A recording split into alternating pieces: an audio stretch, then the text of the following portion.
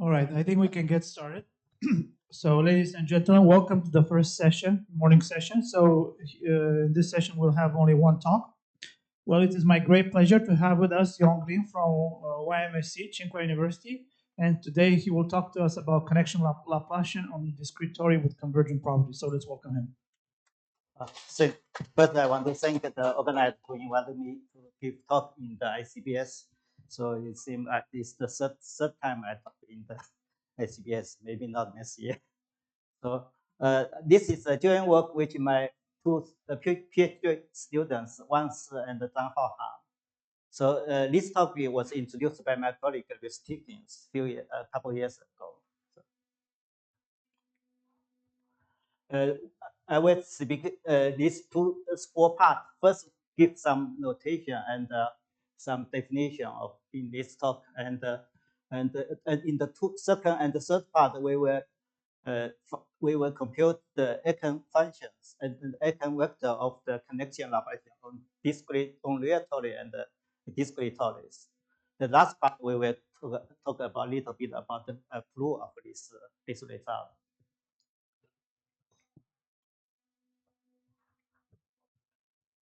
For a given graph, it contains the weighted set V and the age set E. The so-called combinatory Laplacian data is defined like this. This Laplacian acting on the function S. Function S is defined on the weighted set. So this is the sum of the difference along the every edge. This means Y is the neighborhood of the S. So Y is adjacent to the vertex S. So this is the difference of the F along the edges S1. This is the definition of combinatory Laplacians. So the degree S is the number of the neighbors of X. So we can define the inner product of F and G like this, just the product of the Fs times Gs, then the sum which the all the weighted S. If V is a finite graph, this is in our these talks, then it is actually, of course, it easy to imply it is a self-adjoint operator, this Laplacian operator under this inner product. If it is infinite, we need some notation, find some other condition. And that's the classical Laplacian on the graph. We will introduce so-called connection Laplacian. Connection Laplacian on the graph. What's the definition of the connection Laplacian? I think this definition appeared maybe 20 years ago. And we in the class Laplacian, we use the function f defined on the weighted set is a function. Now we can, if we choose f is a v is a vector is from v to the rd d dimensions Euclidean space, then we can then this Laplacian we call it the connection Laplacians. So we put every put every put a bundle f bundle on the every vertex v. So this EG is a bundle on the graph. So now what's the connection means? We say phi is a connection of the bundle if for each pair of adjacent vertex u and v, they exist a linear isometry phi uv between these two bundle fv and fu. We require this phi uv is on the d dimensions or also normal groups and satisfy these conditions. Phi uv vu and is the inverse of phi uv. This connection on the graph is, for example, we define like this. In every S, there is a fiber. Fs is a vector space. So in the Y, there is also another vector space, phi Y. So this connection acting on the Fy is like similar like this vector. So it is like the parallel transport on the manifold is similar definitions. So what the exact definition of this connection Laplacian error? It is defined. It's very similar to the classical definition of Laplacians. So LG acting on the vector. Now V is a vector from V to the D dimension Euclidean space. Of course, you can replace RD by any other D dimension space. So it is also the sum of this difference.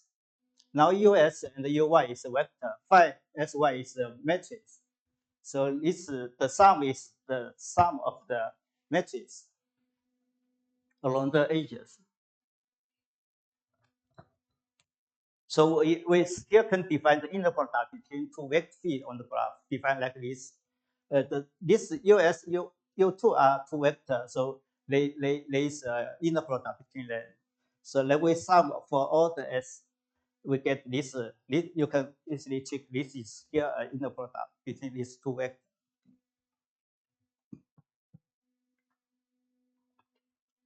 Then what's the torus or talk? Lattice is the set A times Jn. Jn is the n-dimensional integers lattice.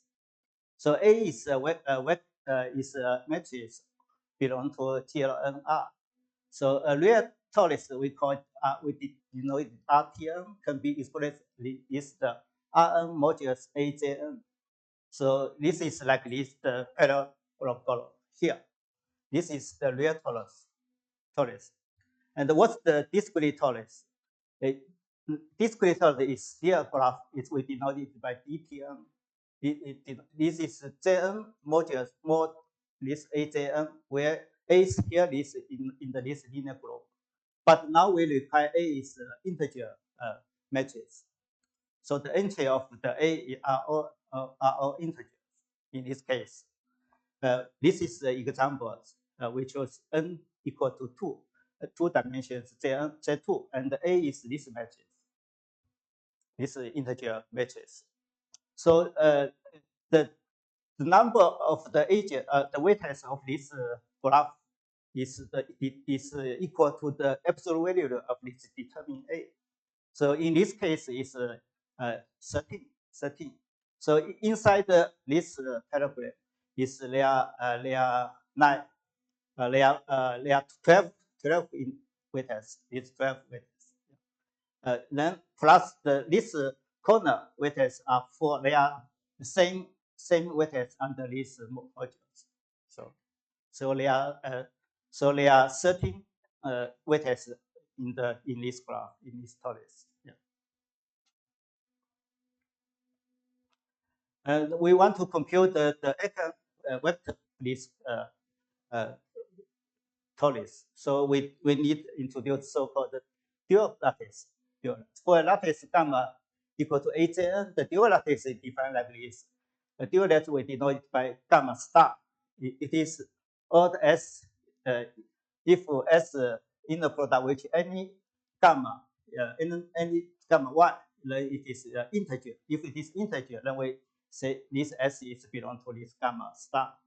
Then from the inner product, if the inner product is the same one, means the inner product in the Euclidean space, then the dual graph is, you can compute the dual graph is like this AJN, which is the transpose of this AJN. So it is equal to A, sorry, this is not, this is just the notation. So it is equal to the A transpose of A, the inverse of A transpose times Jn. So now this is not this is also a lattice, but we call it dual lattice of gamma. From the direct calculation, we can find the eigenvector of this Laplacian on the torus. So for this real torus, all the eigenvector and eigenfunction expressed like this. So this is eigenfunctions, and this is all the lambda w are all the eigenvector for any w belong to the dual space, dual lattice. This is just from the direct calculations.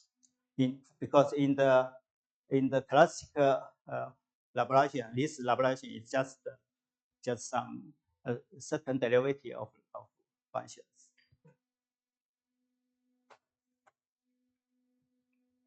For the discrete torus DTM, now we can is a little bit different. Now we just say the number of the vectors in this torus is the absolute value of the determinants A. And now in this case, the eigen pairs of this discrete discrete Laplacian are given by this. The eigen functions look similar, but eigen vector are different in this case. And because we just have said this graph has only finite number of these vectors, so we have only finite number of the vectors in this case. This Ws belong to the gamma star module more there. You can compute the number of this set is also the absolute of this determinant A. So it's same. So this is the eigen pair of the Laplacian on the discrete torus. And this result actually was proved a few years ago. It appeared 2020 by a paper, joint paper, which Gregorian and Yao and me. In that paper, we proved this result. But actually, it's not difficult from the definition of this dual graph. Is that paper with the trigonometric sums and discrete tori? What do you mean? There was a paper with you and Yao and Gregorian. Is that paper when you prove the Poisson summation formula? Yeah, something like yes. This is one of the lemma on the paper. In that case, in that years, actually, I remember I don't. This topic was maybe 5 years ago, something like that, 2019 or 2018. We started this discrete torus, and in that times I don't know much about this diagram. So I remember Gregorian and me, we spent some time to prove this lemma. But if you know the concept of diagram, then this is became much easier. We use a different method to prove this lemma, not through the diagram. But of course, the results are same. Now we introduce so-called zeta, special zeta function of Laplacian. This is the classical definition for Laplacian. The zeta function is like this: is 1 over this lambda. S is complex numbers for all eigen vector of Laplace Laplacian operator except the zero Laplacian. In the class case, the special zeta function is converging when the real part of S is bigger than n over 2. And it can be extended homomorphic to the all complex plane, and the zero is a homomorphic point. And you can easily calculate this derivative is equal to minus log lambda. So the right hand side is actually if we take the derivatives on the zero, then the right hand side will be the minus log lambda, all the eigen vector, the product of all the eigen vector of this data, except the zero eigen vector. But sometimes the Laplacian operator has no zero eigen vector. So this is so this come out this definition, so-called log determinant, the so-called regularized log determinant, because this determinant is not include the zero eigenvector. So this is equal to the minus the derivative of zeta function on the 0.0. Risinger in 1970 they used this definition to they call it this analytic torsions on well-known paper of late in 1970s. So this result also relate to the analytic torsions introduced by Ray and Singer. we want to talk about the convergent property of this discrete torus to the real torus. So what's the convergent mean in our case? So actually it's like this. We suppose given A in the lattice for the real torus, we want to find a sequence of matrix mu u from 1 to infinity. We can choose u is positive integer numbers, such that mu divided by u is convergent to A. That means in the every interest is the interest of mu divided by u is convergent to the aij. For example, you can choose mu is the the integer number close to the u times a z. So then we denote this discrete torus dt un like this is Jn module is mu Jn. So this is a series of discrete torus and include inside. Then we denote this will converge to the real torus. So in the spatial set, we need to normalize this spatial set of dt u like this u squared times this spatial. Then we say this is convergent to the set of this real torus. We give example. So this is the first picture is the example I introduced before. So if we choose u equal to 2, then the number of the witnesses will become 2 times determinant of A, then is 26. So this is the second picture. So there are 26 witnesses on this second picture. And if we add increase the u, and it will become more and more witnesses on this torus. So finally, it converges to the real torus.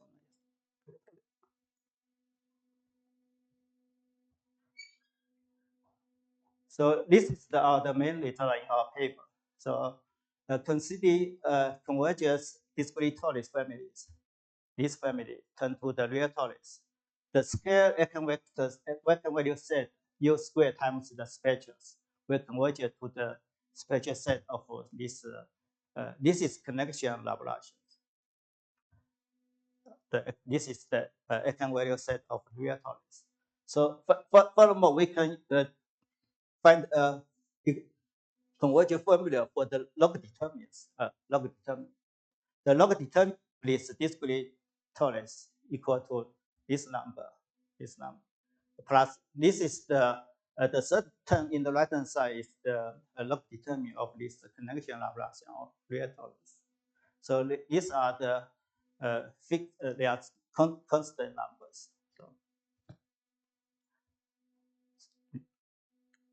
So we get a convergent formula for the log determinant of this real torus.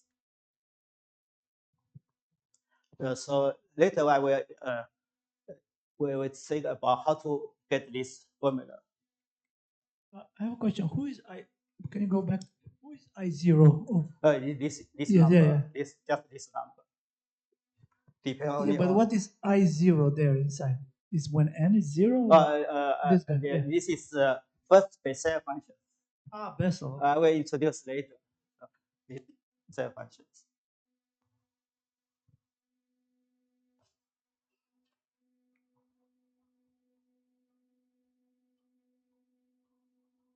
So to prove this, the first part is the convergence of the eigenvalue, and the second part is the log determinant, the formula for log determinant. So we need to compute the eigenvector of this connection Laplacian. So this is actually is the main part of the of this talk. And the second part from this that we can by some technique compute proof, then we can get this formula.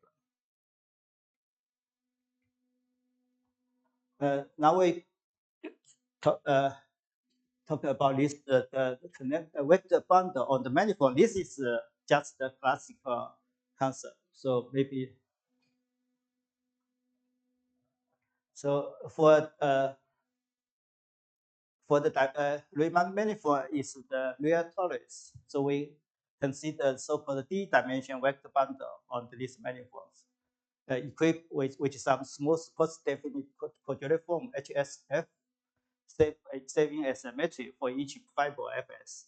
We can also define the inner product between these small vector field, U1 and U2, like these integers. So now we can introduce so-called connection on the vector bundles. This is just classical definition of this connection on the vector bundle on the Riemannian geometries. And we can, from this connection on the vector bundle, we can introduce so-called covariant derivatives. This is covariant derivative with respect to the tangent vector S. So, and from this covariant derivative, we can introduce so-called parallel transport on the manifold. So this is we denote by P gamma T, from gamma 0 to gamma T. We satisfy this formula.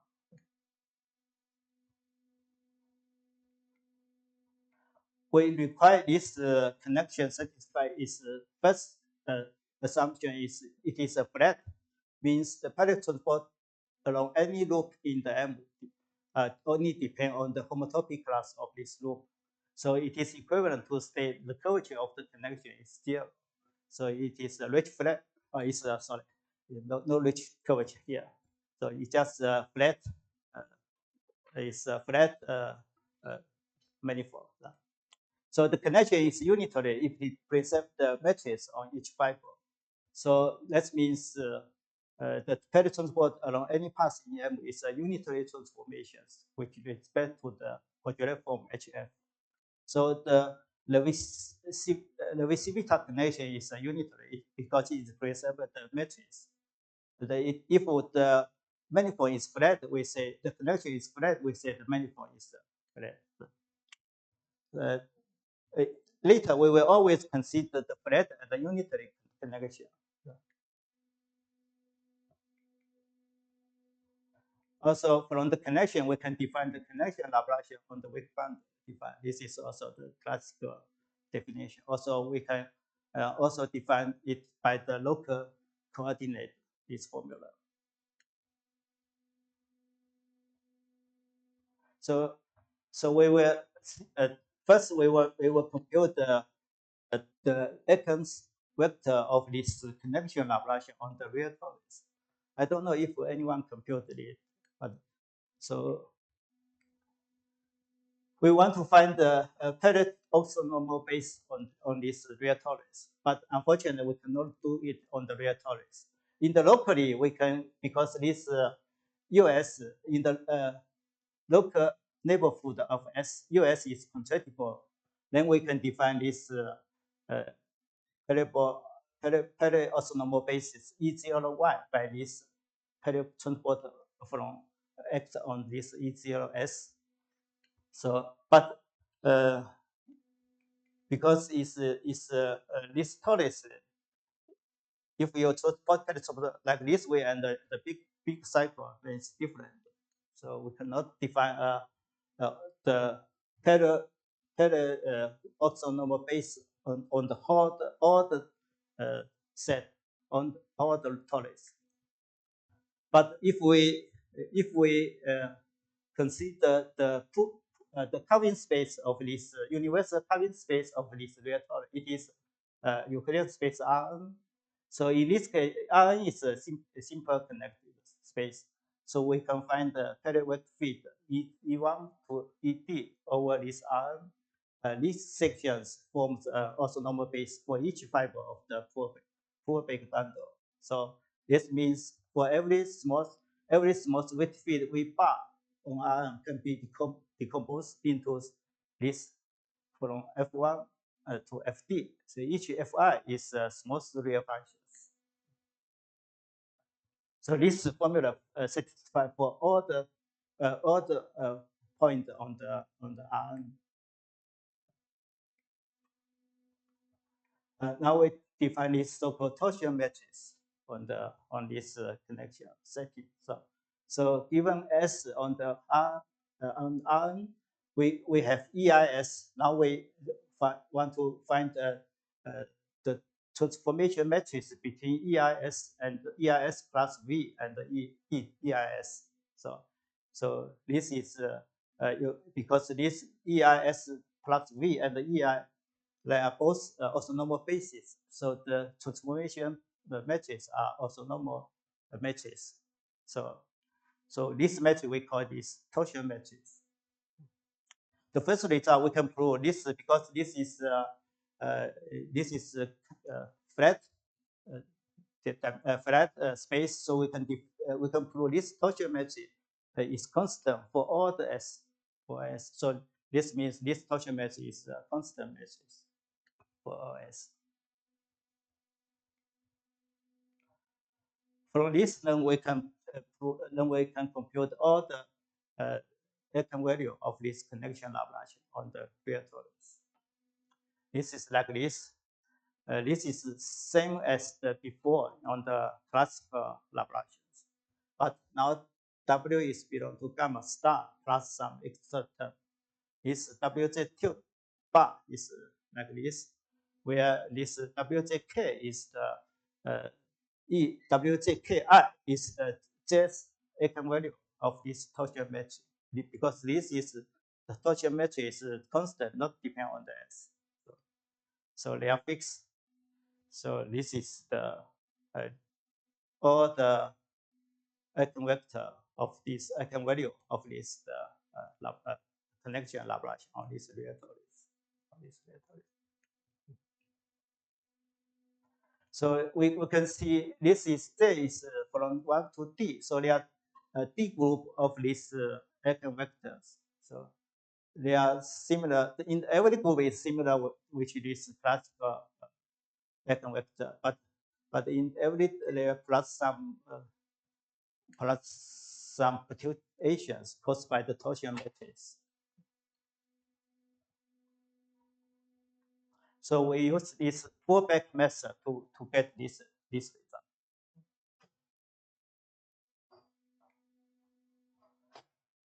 For the connection Laplacian on discrete torus, we do the similar things. Now we have a connection on every edges, so we can define so-called signature of phi p for path p. Path p is a path between S naught and Sn. So it is equal to the times the product of this phi S0 S1 times phi 0 phi S2 and so on. If the signature of every circle in the G is identity mappers, then we call this G phi is a consistent graph.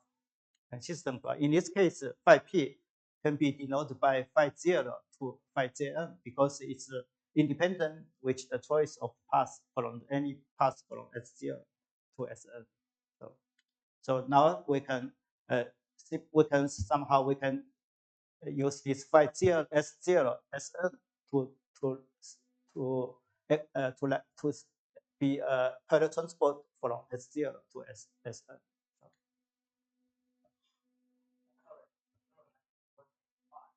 Phi is the connections of this in every edges is also normal linear map. Is also you can also think about this as D times D matrix, also normal matrix. So this is actually the product of the matrix.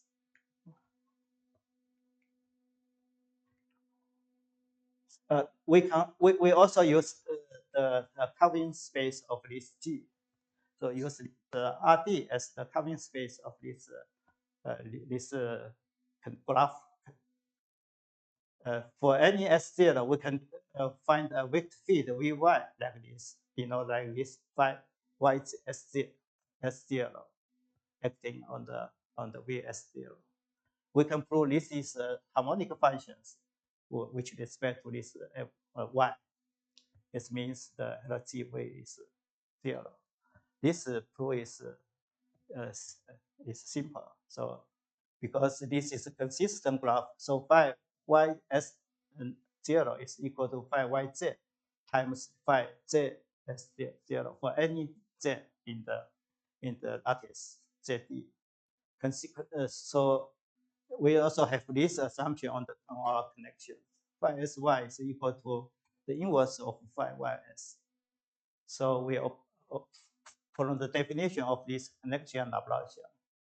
So we just divide this phi sy by phi sy times phi ys. Phi vy is equal to phi ys times vs. So this is identity map. So every term we have a 0. So the sum is 0. So this means this vs is harmonic.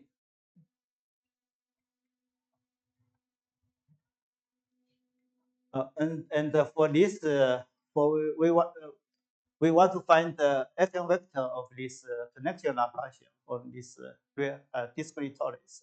So it is satisfy these equations. So at the Tm v equal to lambda v. So we can prove this is this equation satisfy if and only if theta. Then this is the classical Laplacian on this lattice. Then satisfy these equations. So the eigenvector of this connection Laplace is equal to the eigenvector of this classical Laplacian. But we already know all the classical vector of eigenvalue of this Laplacian. So from this lemma, we can find all the eigenvalue of this connection Laplacian. This proof is also not difficult. Just use the pullback property and is the first is because this is the cover of this LCM is the cover of this DTR. So we have this equality, and this by just by definitions.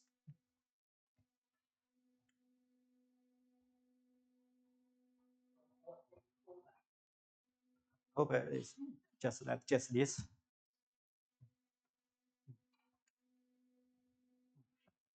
This is the what is.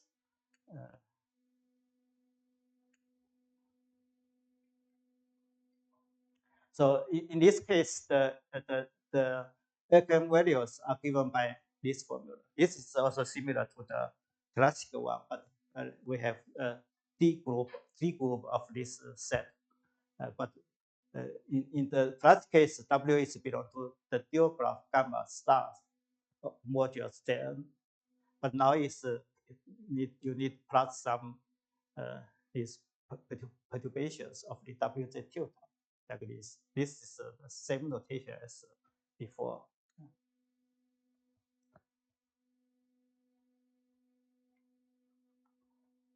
Now we'll talk about the last section of this talk. To prove the log determining formula, we need to introduce the zeta functions of this torus.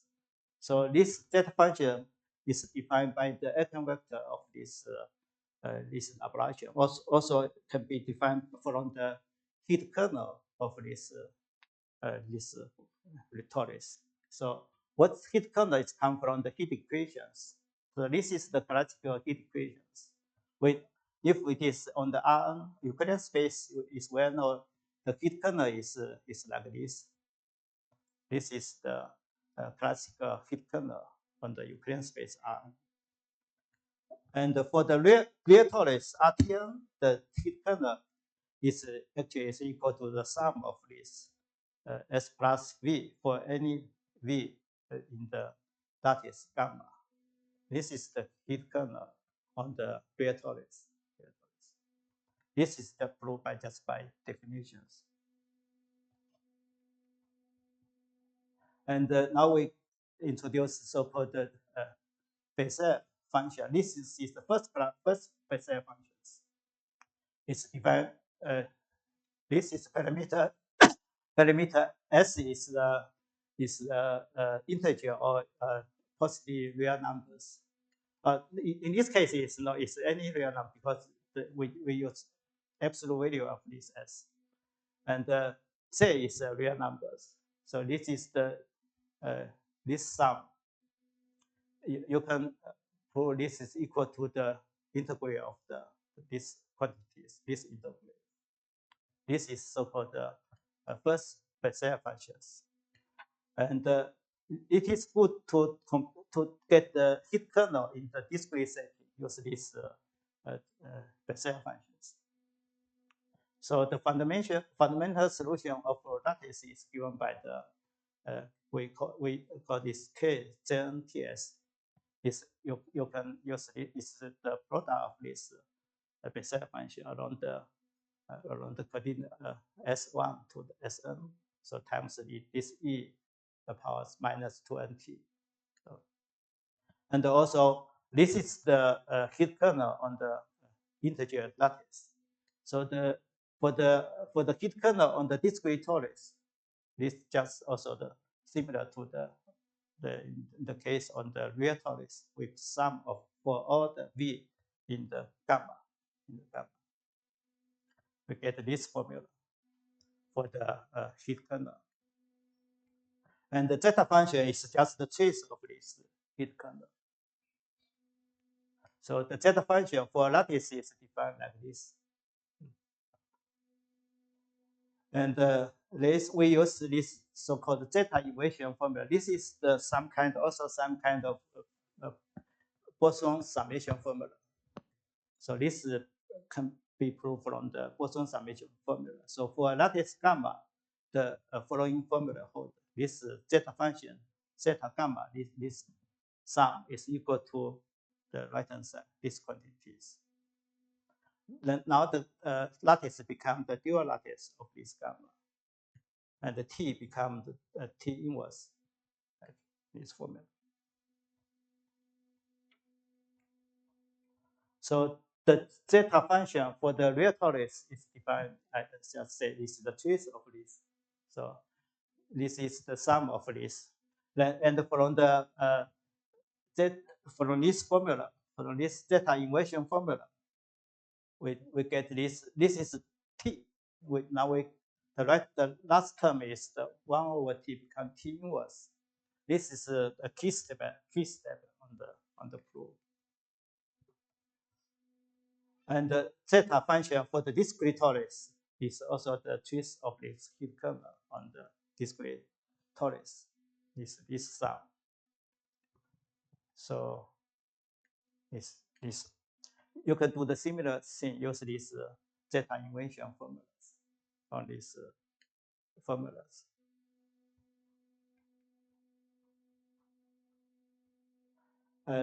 These are the hit kernel on the classical Laplacian.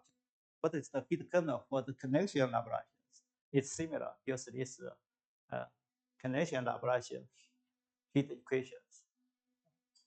So now Vs is a vector, not functions. So then you can also similar. You can check this formula. This quantity is the hit kernel for this these heat equations. Heat equation is the fundamental solution of this heat equation in some initial way. So this is equal like this, because we already know the eigenvector of this real torus. So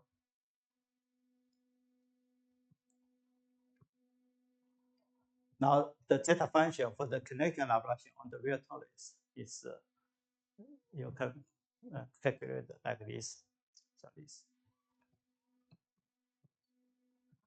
is the zeta function on the real torus for the connection Laplacians. So it's the sum of d zeta functions. We actually denote this by the zetas are tmi t. For every I is a zeta function for a classical.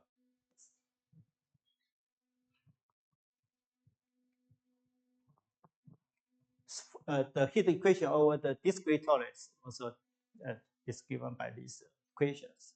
So similar, we can find the zeta function for the connection Laplacian on this discrete torus, is we get this formula for the zeta function on the discrete torus.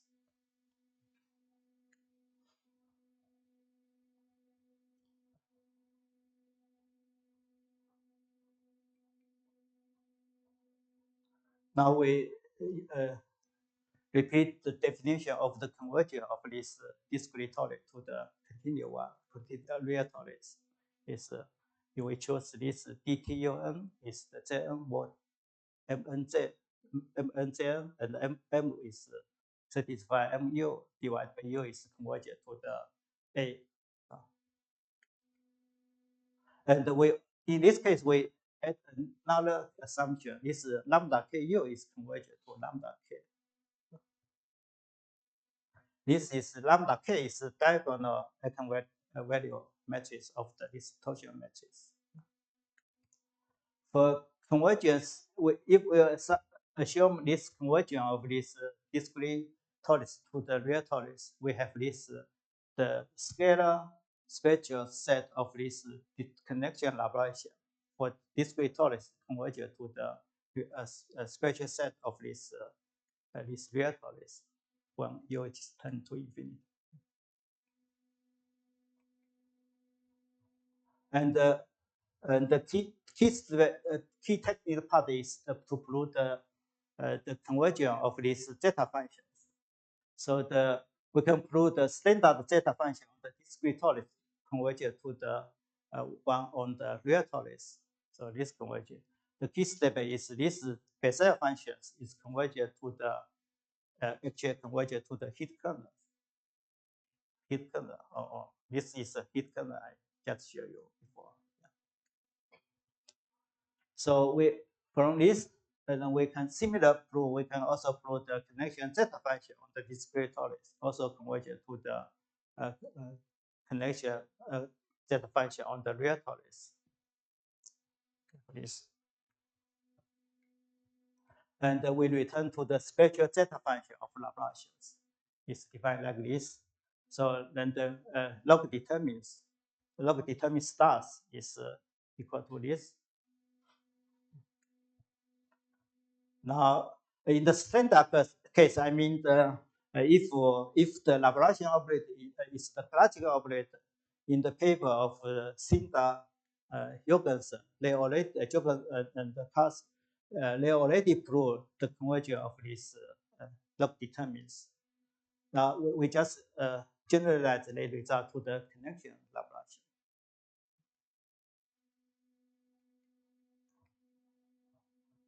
So we need to use so-called Mellin transformation and the Gauss transformations on the between this log determinant and the zeta function.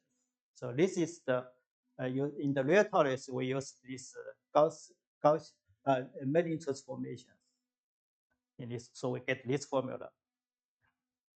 This is the formula between the log determinant and the zeta functions. And for the discrete torus, we use this transformation is so-called Gauss transformations, and we also get a similar formula for that. Yeah. Now we have this convergence result. So assume the convergence of the discrete torus to the real torus. So the scale eigenvalue set is convergent to the eigenvalue set of this connection Laplacian on the real torus. And also we have this formula for the log determinants. So I think that's the proof is just use the convergence of these zeta functions. This part is not difficult. The main part is the convergence of these zeta functions. So now this is the reference. So in the classical Laplacian, this Sinda, Jorgensen, and Carson, they prove this result. And very interesting because 2 years ago we have joint paper with Li and Yang. We have result on the expansion of heat kernel on graph, then they extend our result. This also extend our result, and but we don't know each other in that time. So now we this paper is extend their result. Yeah. So this is the classical paper of Ray and singles. Okay, I will stop here. Thank you. All right. Questions, please. Well, thanks for the talk.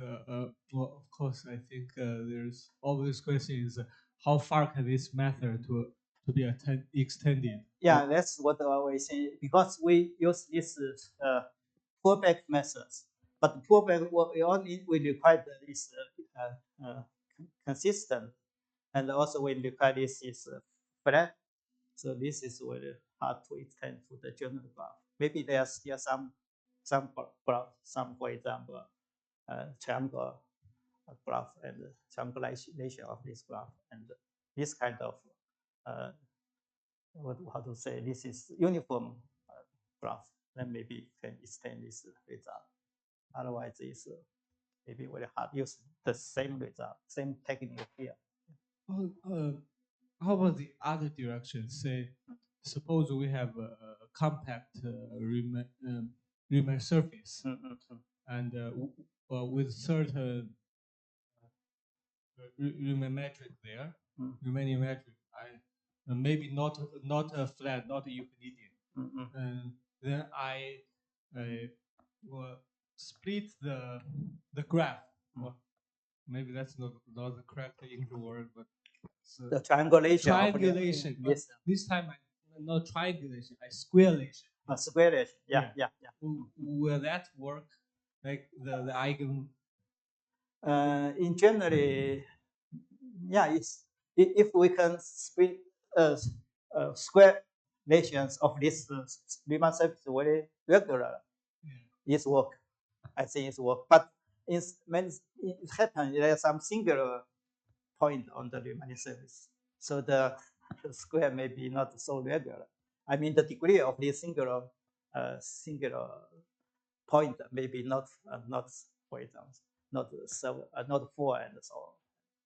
But there are some other people, they are working on this Riemann surface. They use also, but they choose they deal with this singular point, but they are not working on the connection operation, only on the classical one. For the connection one, I think it's difficult. It works. I don't know if it works or not. Yeah. Thank you. Yeah. Maybe are there have some difference between the spectral Laplacian between and the classical Laplacian? Classical Laplacian and the connection Laplacian. Oh, the same? No, not same. The formula is similar, but the connection Laplacian will acting on the vector. The classical Laplacian acting on the functions. Because I just listened the classical Laplacian. Yeah.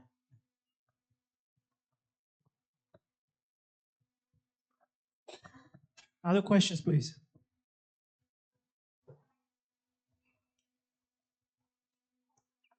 So I wonder, you have this consistent condition, right? So for example, if the graph is free, then it has no cycle, so the it's always satisfied. Yeah. So in this case, can you say a bit more about your result? Yeah, it's interesting, but we never think about this. It could be a good topic for it, I think. Okay. So another question is that in this kind of research, so do you need more like discrete skills or continuous skills? Some idea come from the continuous one, because for example the pullback and methods but the technique actually some techniques are similar, because for no, I think we use mostly the discrete technique. more discrete. because, but we also use this, for example, converging of zeta function. This is from just the calculus, Yeah. Thank you. Other questions, please.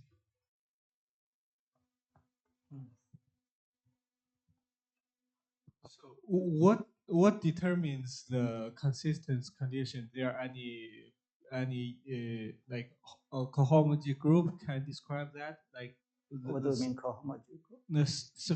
I mean, I give you a connected graph. In what circumstances do we have the consistence condition? In the lattice case, is very easy. I think to do that. I think let me think about this. There are some, because this concept was introduced by Fan Chong and some years ago. So I don't. They have some paper, some equivalents of this consistent graph, but I forgot what. Yes, so equivalent of these conditions on the consistence concept. Yeah. Thank you. Other questions, please. Okay, I have a question actually. Can you go back to slide number 33? Because at some point you define the theta function for the certain lattice. 33. Yeah. Yeah, that's it. So you define the theta function here, and then you say you have this inversion formula, right, for that lattice. So my question is, and then you can also define this the spectral zeta function for this lattice as well, right? Can you do that? You need this function. We need this is the the zeta. Can you define zeta function as well? Some kind of a spectral zeta function for this lattice? You mean for this formula to get this formula? Well, my point is, what I'm trying to get is to maybe you can have a functional equation for the zeta function associated to that lattice in the Riemann sense. Zeta. Zeta. So I wonder, can you define a zeta function for that particular lattice? Because you have all the ingredients you need to come up with a functional equation. Zeta, you mean this? Zeta. This Riemann zeta. Also, it's here. Yes. Zeta function. Yes. So the question is, can you define for that particular lattice, and you can have some kind of inversion formulas for that as well? I think maybe not, because we need this. This is function is in the Schwarz space for this Poisson summation. This is not in the Schwarz space. Yeah, exactly. Do we have some kind of a Poisson summation for maybe alpha function, but not this? I think it's not zeta function. Maybe not. Yeah, exactly. That's my point. So my point was, can you obtain a functional equation for the zeta function for that particular lattice? I don't know. Okay, that's a question to explore. So that was my question. I wanted to know if this is known or not. I see. But from its formula, it seems not we cannot use this Poisson summation formula, because this degenerate like W minus 2. Okay, not for this, but maybe for that lattice. That lattice. Because that's a simple one. You mean for this one? No, go back to 33.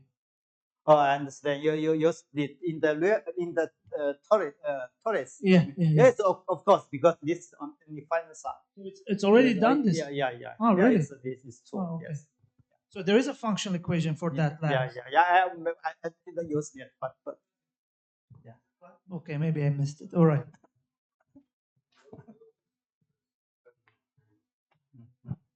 Other questions, please. You can make a comment. You can make First, it I back. wanted to mention that J. Jorgensen has several papers in this area. Yes. All right. Other questions, please. If there are no other questions, let's thank our speaker again. Okay.